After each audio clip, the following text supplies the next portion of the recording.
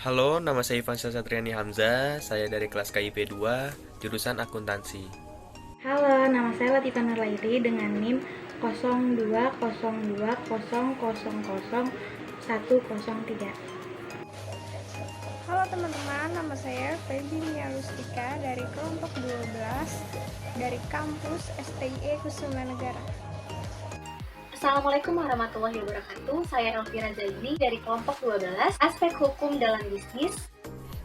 Halo, kami dari kelompok 12. Kami ingin mempresentasikan apa sih kegiatan-kegiatan ekonomi. Oke teman-teman, yang pertama kita akan bahas pengertian ekonomi menurut para ahli dan secara harfiah. Yang pertama-tama kita akan membahas terlebih dahulu yaitu menurut para ahli. Yang pertama ada Robbins. Menurut Robbins, pengertian ekonomi adalah studi tentang perilaku manusia sebagai hubungan antara tujuannya dihadapkan dengan ketersediaan sumber daya untuk mencapai tujuannya. Lalu ada Alfred Marshall. Menurut Alfred Marshall, definisi ekonomi adalah studi tentang manusia sebagaimana mereka menjalani hidup, bergerak, dan berpikir dalam konteks keseharian. Lalu ada John Adam Smith. Menurut John Adam Smith, pengertian ekonomi adalah penyelidikan tentang suatu keadaan dan sebab adanya kekayaan negara. Lalu ada pengertian ekonomi secara harfiah.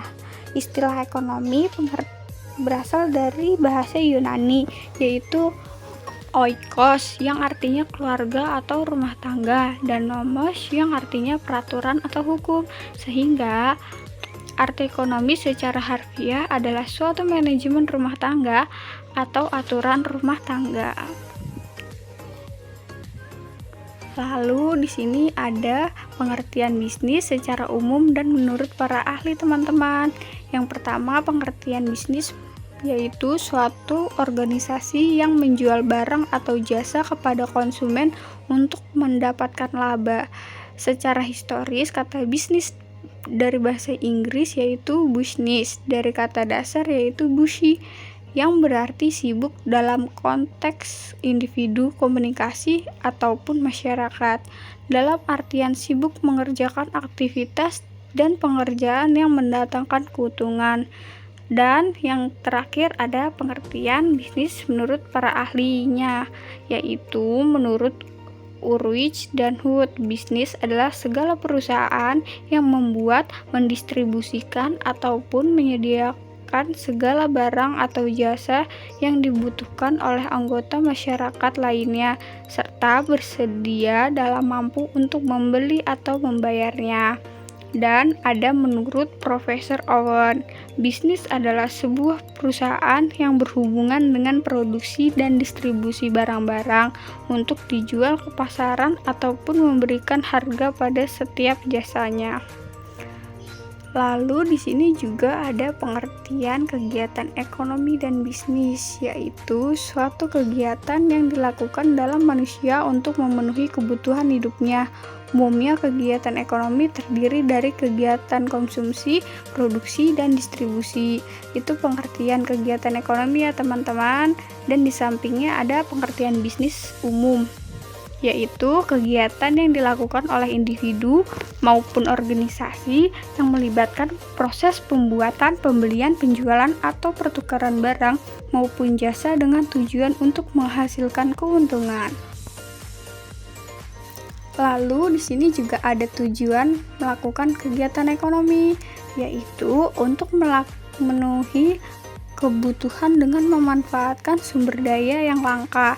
Manfaat kegiatan ekonomi yang lainnya yaitu untuk membantu sesama manusia.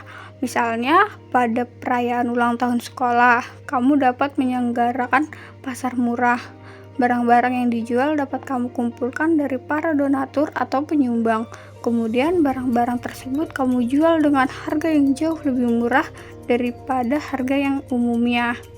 Tujuan ini adalah untuk membantu sesama manusia. Lalu di sini juga ada prinsip ekonomi. Prinsip ekonomi itu apa sih teman-teman? Prinsip ekonomi itu dirasakan dan dilakukan oleh masyarakat walaupun masyarakat tersebut tidak memahami makna dari prinsip ekonomi. Misalnya kegiatan harus memilih dua hal yang kita lakukan. Misalnya saja memilih makanan, kita memilih makan mie instan atau nasi. Ketika tidak cukup uang untuk membeli nasi, otomatis kita membeli mie instan kan teman-teman. Selanjutnya ada prinsip ekonomi menurut Nicholas Gregory Mankiw. Yang pertama ada trade-off, yaitu keputusan yang melibatkan pengorbanan. Yang kedua ada opportunity cost, biaya yang harus dikorbankan untuk mendapatkan sesuatu. Yang ketiga ada marginality, orang yang berpikir secara rasional pada keuntungan. Yang keempat ada insentif, respon masyarakat terhadap insentif yang didapatkan. Yang kelima ada trading, aktivitas perdagangan yang membuat situasi lebih baik.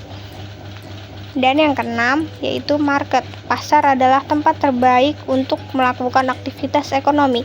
Yang ketujuh trade-off, peran pemerintah dalam rangka mengelola hasil pasar. Yang kedelapan standard of living, standar hidup tergantung pada kapasitas individu dalam menghasilkan barang. Yang kesembilan inflation, kenaikan harga ketika pemerintah mencetak terlalu banyak uang. Dan yang kesepuluh employment and inflation, trade off jangka pendek antara pekerjaan dan inflasi. Jenis-jenis kegiatan ekonomi. Apa sih kegiatan ekonomi? Kegiatan ekonomi bisa dikatakan sebagai aktivitas produksi, menjual atau membeli suatu produk dan jasa. Sedangkan bisnis dictionary menyebutkan kegiatan ekonomi diartikan sebagai tindakan yang melibatkan proses produksi, distribusi, dan konsumsi barang atau jasa pada semua tingkatan dalam masyarakat. Berikut ini saya akan menjelaskan jenis-jenis kegiatan ekonomi. 1. Kegiatan produksi. Kegiatan ini bertujuan agar barang atau jasa yang dihasilkan mampu memenuhi kebutuhan konsumen.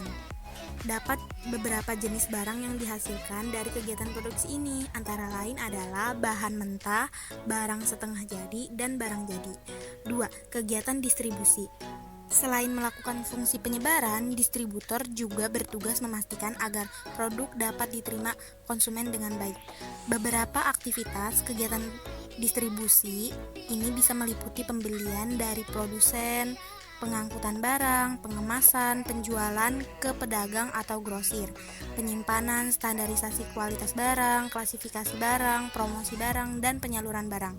3. Kegiatan konsumsi. Kegiatan konsumsi merupakan aktivitas penggunaan barang atau jasa yang dihasilkan produsen. Selain 3 kegiatan di atas, kegiatan ekonomi juga dibagi menjadi beberapa jenis dasar, diantaranya 1. Kegiatan ekonomi primer, berkaitan langsung dengan bahan baku, misalnya produk dari petani, kehutanan, sumber daya alam lainnya. 2. Kegiatan ekonomi sekunder, meliputi industri dan manufaktur, contohnya memproses dan konstruksi. 3. Kegiatan ekonomi tersier, menyangkut layanan dan jasa yang diberikan oleh orang kepada orang lain. 4. Ekonomi kuarter, bisa dikenal dengan sektor pengetahuan. Contoh kegiatan ekonomi. Berikut ini adalah contoh kegiatan ekonomi yang diambil dari kehidupan sehari-hari di masyarakat Indonesia. Ada 4 contoh ya, yaitu 1. Perdagangan. Di zaman sekarang, perdagangan banyak dianggap sebagai salah satu bisnis potensial dan menguntungkan di Indonesia. Banyak jenis perdagangan di Indonesia membuat banyak produk yang mengalami inovasi. Tentunya hal ini memiliki keuntungan sendiri bagi orang yang melakukan transaksi. 2. Jasa. Jasa merupakan salah satu contoh kegiatan ekonomi yang mampu memberikan layanan kepada setiap orang yang membutuhkan. 3. Perindustrian merupakan salah satu kegiatan ekonomi yang juga banyak dilakukan oleh masyarakat Indonesia.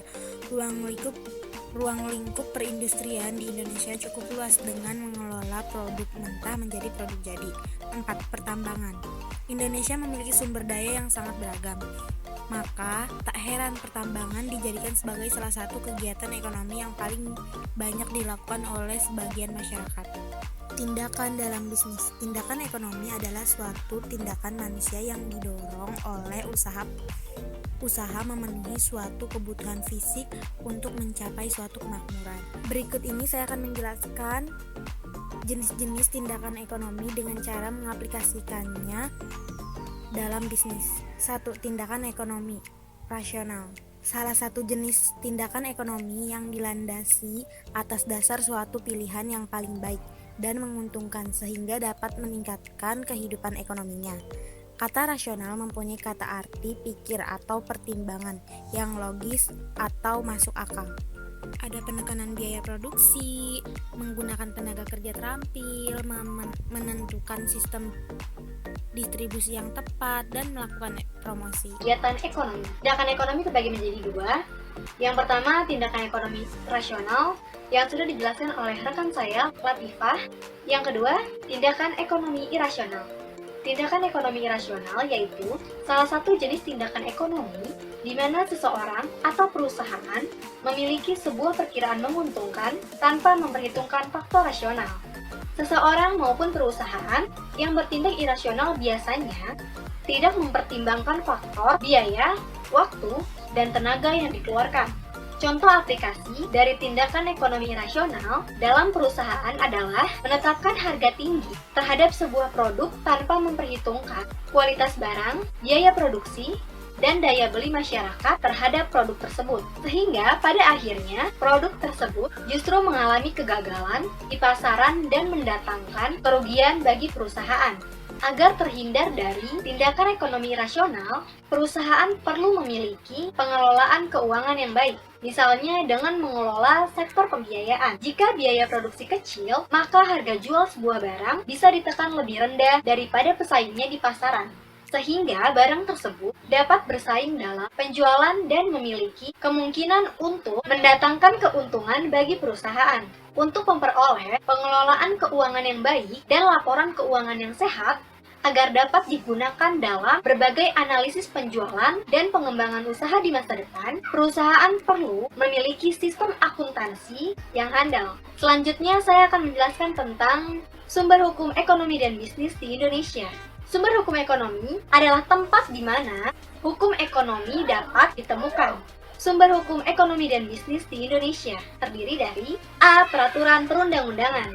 Peraturan perundang-undangan merupakan produk hukum tertulis yang sengaja diciptakan oleh pihak yang berwenang. Perundang-undangan merupakan produk hukum yang dibuat dari atas yang kemudian pelaksanaannya dipaksakan kepada masyarakat untuk ditaati. Peraturan perundang-undangan tentang ekonomi dan bisnis di Indonesia diantaranya 1. Undang-Undang Dasar 1945 di mana terdapat dua pasal penting yang menjadi sumber hukum dalam ekonomi dan bisnis, yaitu pasal 27 ayat 2 serta pasal 33 ayat 1, 2, 3, 4, dan 5. 2. Undang-Undang Nomor 25 Tahun 2007 tentang penanaman modal. 3. Undang-Undang Nomor 6 Tahun 1968 tentang penanaman modal dalam negeri.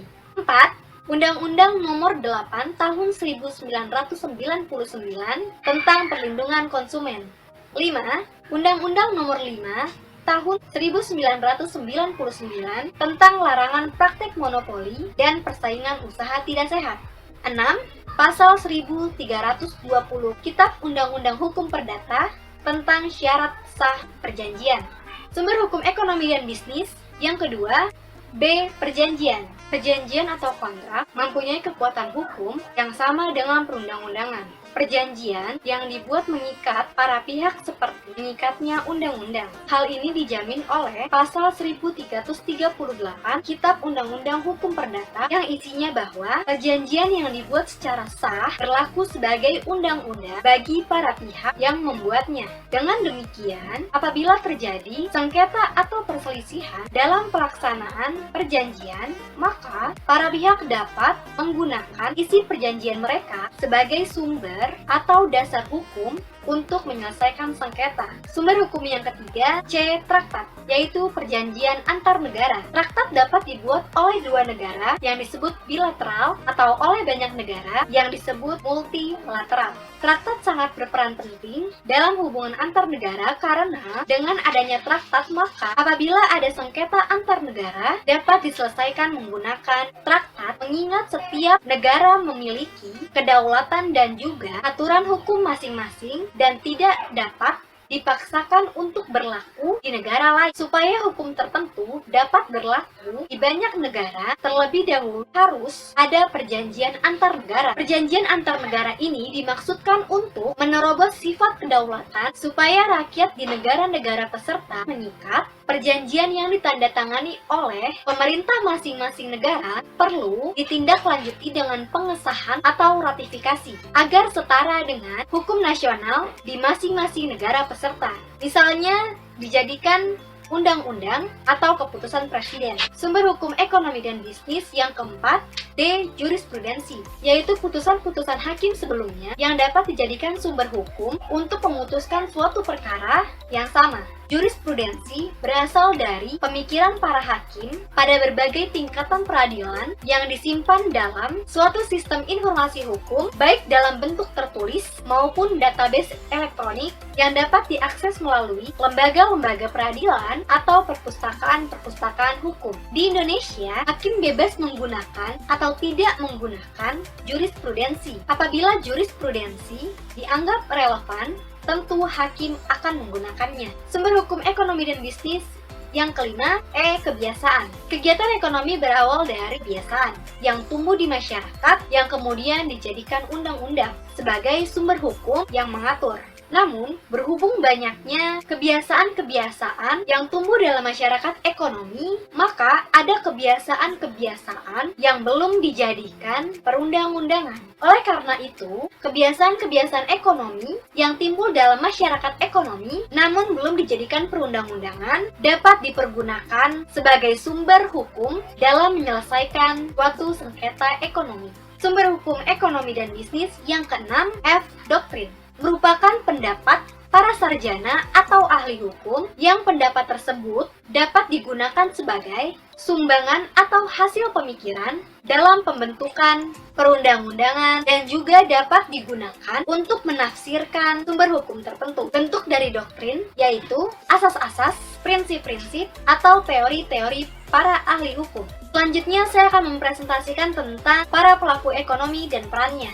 Yang pertama, rumah tangga keluarga atau konsumen. Perannya, 1. Memperoleh penghasilan dari perusahaan atau produsen berupa gaji, upah, bunga, laba, dan sewa. 2. Memperoleh penghasilan dari lembaga keuangan dalam bentuk bunga atas simpanan mereka. 3. Membelanjakan pendapatan mereka di pasar barang. 4. Menabung sebagian dari pendapatan mereka pada lembaga keuangan. 5. Membayarkan pajak kepada pemerintah. Pelaku ekonomi yang kedua, perusahaan atau produsen. Adapun beberapa kegiatan kelompok perusahaan atau produsen adalah sebagai berikut. 1. Menghasilkan produk, baik itu barang maupun jasa, serta berperan sebagai pemasok di pasar barang atau jasa. 2. Memanfaatkan berbagai faktor produksi yang ada pada rumah tangga konsumsi untuk melakukan proses produksi. 3. Lembaga keuangan. Adapun beberapa kegiatan kelompok lembaga keuangan adalah sebagai berikut. 1. Menghimpun dana dari berbagai pihak, baik rumah tangga konsumen maupun perusahaan. 2. Menyediakan kredit modal usaha bagi perusahaan atau produsen untuk meningkatkan kinerja produksi mereka. 3. Menyediakan uang giral untuk kegiatan transaksi keuangan. Pelaku kegiatan ekonomi dan bisnis yang keempat, pemerintah. Beberapa kebijakan pemerintah di bidang ekonomi adalah sebagai berikut. 1. Membantu kebijakan fiskal, yaitu kebijakan yang berkaitan dengan pendapatan dan pengeluaran negara. 2.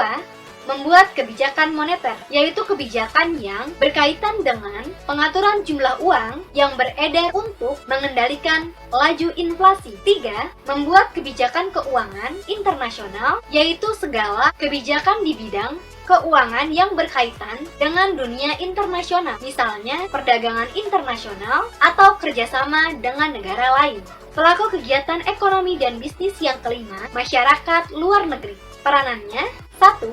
Menyediakan kebutuhan barang tertentu untuk diimpor oleh negara lain. 2. Melakukan kegiatan ekspor dan impor dengan negara lain untuk saling memenuhi kebutuhan negara masing-masing. 3. Melakukan investasi dengan menyediakan kredit untuk membiayai kegiatan pembangunan yang dilakukan pemerintah dan swasta di dalam negeri. Ya, saya akan melanjutkan presentasi dari rekan saya. Persaingan ekonomi dan bisnis. Pengertian persaingan bisnis secara etiologi, persaingan berasal dari bahasa Inggris yaitu competition, yang berarti persaingan atau kegiatan bersaing, pertandingan, atau kompetisi. Dalam kamus manajemen, persaingan adalah usaha dari dua pihak atau lebih perusahaan yang masing-masing berusaha mendapatkan pesanan dan menawarkan harga atau syarat yang paling menguntungkan. Persaingan usaha tersebut bisa berupa pemotongan harga, iklan atau promosi, variasi dan kualitas, kemasan, desain, dan segmentasi pasar. Selanjutnya ada tujuan dan manfaat. Tujuan persaingan usaha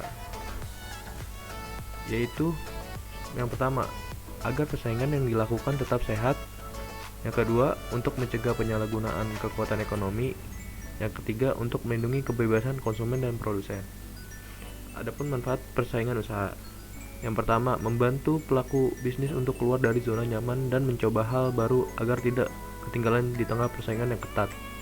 Yang kedua, membantu meningkatkan kinerja berbisnis. Selanjutnya ada investasi. Investasi adalah suatu istilah dengan beberapa pengertian yang berhubungan dengan keuangan dan ekonomi. Investasi menurut para ahli. Menurut Jack Clark Francis, dalam bukunya yang berjudul Investment Analysis and Management, 5th edition, investasi adalah penanaman modal yang diharapkan dapat menghasilkan tambahan dana pada masa yang akan datang. Yang kedua ada menurut Frank Rally dalam bukunya yang berjudul Investment Analysis and Portfolio Management, edisi ke-7. Investasi adalah komitmen $1 dalam satu periode tertentu yang akan mampu memenuhi kebutuhan investor di masa yang akan datang dengan 1. Waktu dana tersebut akan digunakan. Yang kedua, tingkat inflasi yang terjadi. 3. Ketidakpastian kondisi ekonomi di masa yang akan datang. Selanjutnya ada pasar modal. Pasar modal adalah suatu sistem keuangan yang terorganisasi, termasuk di dalamnya adalah bank-bank komersial dan semua lembaga perantara di bidang keuangan, serta keseluruhan surat-surat berharga yang beredar. Pihak internal dalam bisnis. Yang pertama ada karyawan. Dengan memiliki karyawan sebagai sumber daya manusia atau SDM yang baik, akan sangat membantu dunia bisnis untuk maju. Yang kedua ada dewan atau direksi.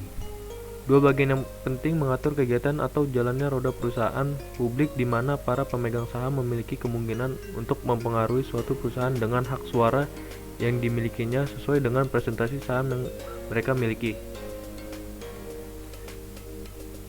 Yang selanjutnya ada pihak eksternal dalam bisnis. Yang pertama ada pelanggan atau konsumen. Konsumen dapat dibagi menjadi dua, yaitu konsumen perorangan atau individu dan konsumen lembaga atau perusahaan atau bisnis. Konsumen membelanjakan uang yang dimilikinya untuk barang atau jasa yang dimiliki oleh perusahaan. Yang kedua, pemasok atau supplier membantu perusahaan untuk mendapatkan faktor produksi atau input untuk diolah menjadi keluaran atau output yang memiliki nilai tambah. Yang ketiga ada pemerintah. Pemerintah adalah lembaga yang membuat undang-undang, kebijakan, serta peraturan agar roda perekonomian suatu negara atau daerah dapat berjalan seperti yang telah direncanakan. Selanjutnya ada bentuk kerjasama dalam bisnis. Bentuk kerjasama dalam bisnis yaitu ada tiga. Yang pertama adalah A. Merger atau fusion. Suatu penggabungan satu atau beberapa perusahaan ke dalam suatu perusahaan yang lain. Perusahaan yang menggabungkan diri akan berakhir kedudukannya sebagai badan usaha. Yang kedua ada akuisisi. Akuisisi adalah upaya memperbesar badan usaha dengan cara memiliki badan usaha lain atau memindahkan kepemilikan asal badan usaha lain. Misalnya apabila terjadi pembelian saham di atas 50% oleh pihak lain. Yang ketiga ada konsolidasi. Konsolidasi adalah penggabungan antara dua atau lebih badan usaha yang menggabungkan diri saling melebur menjadi satu dan membentuk satu badan usaha yang baru dan seringkali disebut dengan peleburan. Selanjutnya ada kepailitan. Kepailitan adalah sita umum atas semua kekayaan debitor pailit yang penguasaan dan pemberesannya dilakukan oleh kurator di bawah pengawasan hakim pengawas sebagaimana diatur dalam undang-undang ini. Pihak yang dapat mengajukan pailit. Yang pertama ada debitor yang bersangkutan, kreditor atau para pengkredit, kejaksaan untuk kepentingan umum, Bank Indonesia, Menteri Keuangan, dan Badan Pengawas Pasar Modal.